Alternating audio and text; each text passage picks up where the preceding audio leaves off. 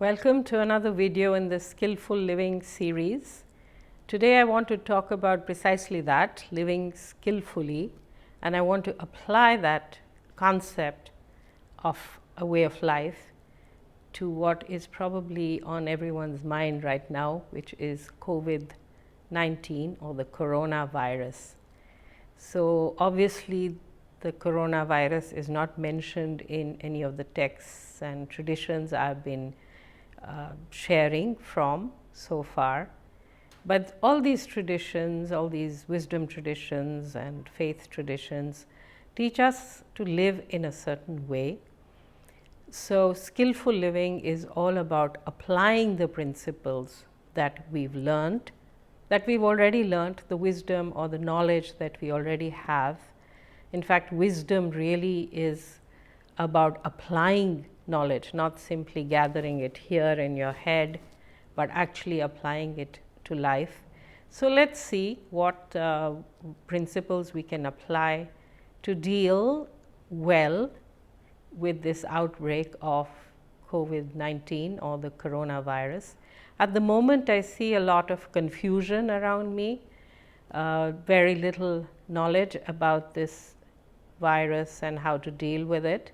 There are guidelines coming from WHO and governments, doctors. So I'm not saying there's no knowledge, but still there is an element of the unfamiliar, and the unfamiliar often breeds fear. So one of the things I want to talk about is how we live. I think maybe an outbreak of a new illness makes us more conscious of our own mortality, which is not such a bad thing. That's just being realistic. We are mortal. I am going to die one day. I have no choice about being born or about dying, as far as I know. I don't know what happened before birth, so I don't know that. But as far as I know, I've been given this life as a gift. I didn't create it. And one day I'll have to give up this life on this planet in this way, in this body. So let me accept that, and then let me decide how I want to live, because that's the choice I have. Do I want to live in fear? Do I want to live in a compassionate way? Do I want to be happy? Do I want to be at peace, or do I want to be worried all the time? These are the choices that we have. And one of the people who's influenced my way of thinking is Louise Hay.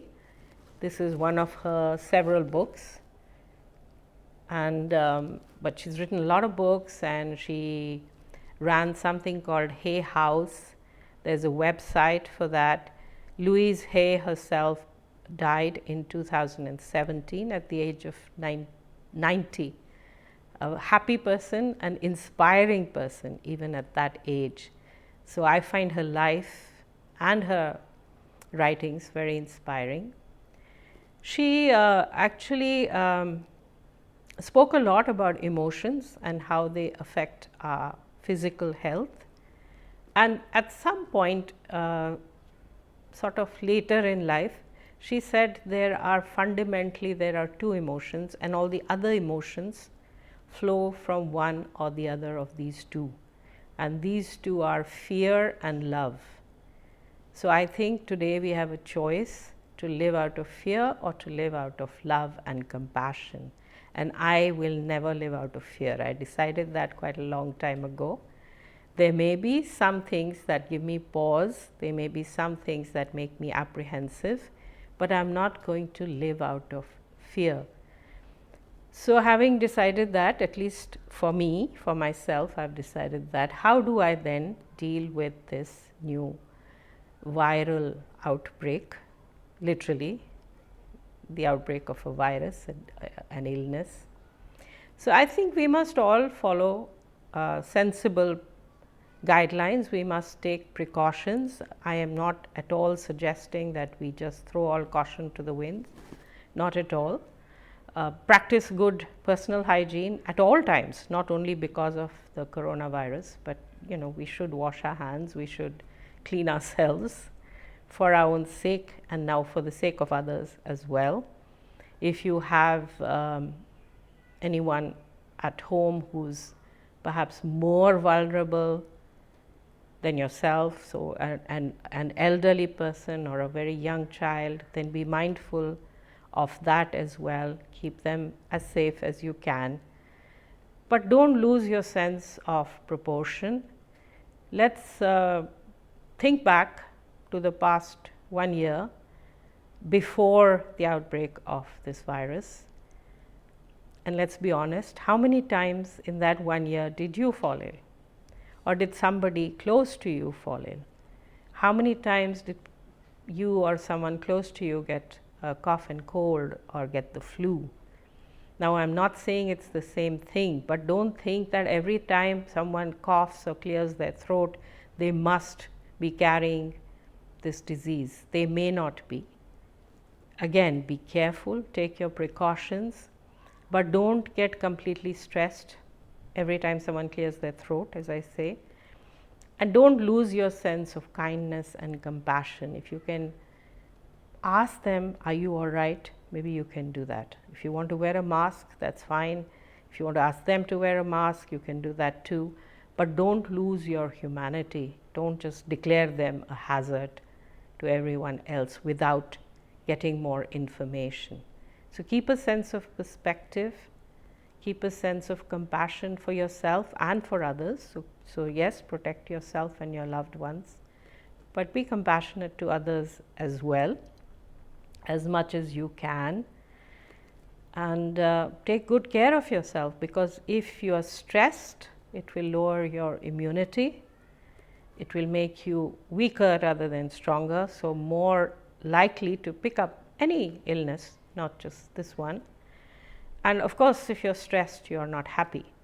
So why do we want to give up our happiness and our immunity and our strength? We don't want to do that. So I have a few suggestions for us all to strengthen ourselves. We can do some yoga stretches to let go of any tension we may be holding in the body, and in particular in the joints. So maybe just a short routine that you can follow every day, or you can do a full 1 hour or 2 hour yoga routine. Of course, that's up to you, but at least just a few stretches. And we can follow that up with some pranayama, some breath yoga.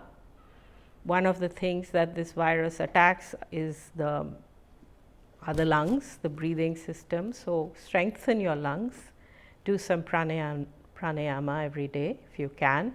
Doesn't take very long, and some of the exercises are very simple. What else you can do? You can do some meditation. In particular, I would recommend the white light meditation that we did in one of the earlier videos. I'm just going to check. I have a note here for myself. Yes, that was the 14th video. I will post a link below this, if you know where to look on YouTube, look for the 14th video in this Skillful Living series. So you can do that meditation, or you can do any other meditation. If you know how to do Reiki, please do some self-healing for yourself to protect yourself and to strengthen yourself, or any other form of healing, of course. Maybe EFT, if you know that, that's also very good, or anything else. So these are some of the things you can do to strengthen yourself, to keep yourself healthy, to boost your immunity, and also to bring some joy back into life, taking away the fear. Let's not live in fear. Let's take our precautions. Let's follow the guidelines. If we feel ill, we should consult a doctor. Please do any of these things. I am not saying you shouldn't do that. But beyond that, don't hold on to fear, and don't let it become a wall between you and everybody else. Don't become paranoid. Don't become suspicious, overly suspicious of other people. Ask them if you feel you need to ask them something. That's okay. And I just want to end this. I will say this for myself. I want to look at the worst case scenario. Let's say I get coronavirus, despite all the precautions I take, because it's a disease. It can still get me.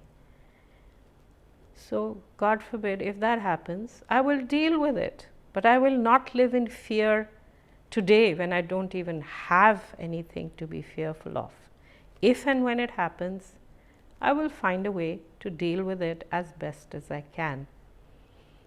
But in the meantime, to go back to Louise Hay, I will live out of a place of love and compassion and fellow feeling. Compassion for myself as well and my own loved ones, but also more widely for anyone in my community.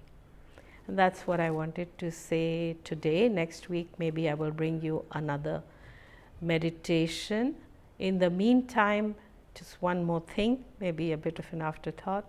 But since we are together right now, let's just do a little bit of breathing. So we're going to take a deep breath in and a slow breath out, and do that just for a few moments. Breathing in a sense of calmness and peace. Breathing out, just letting go, releasing any fear, apprehension, any feeling we don't like. Once again, breathing in a sense of calmness, of peace, of compassion. Breathing out, just letting go, relaxing. And a third time, taking a deep breath in, breathing all the way down to the stomach or the abdomen, bringing oxygen to the body. And then slowly releasing the breath, releasing any fear we may be holding, any suspicion, any paranoia, any feeling of just being not happy. You can carry on by yourselves for a while if you like. And anytime you feel yourself a little out of sorts, not happy, not well, just practice at least this deep, slow breathing for a few moments. And now I'm really going to end this video. Thank you for watching. Namaste.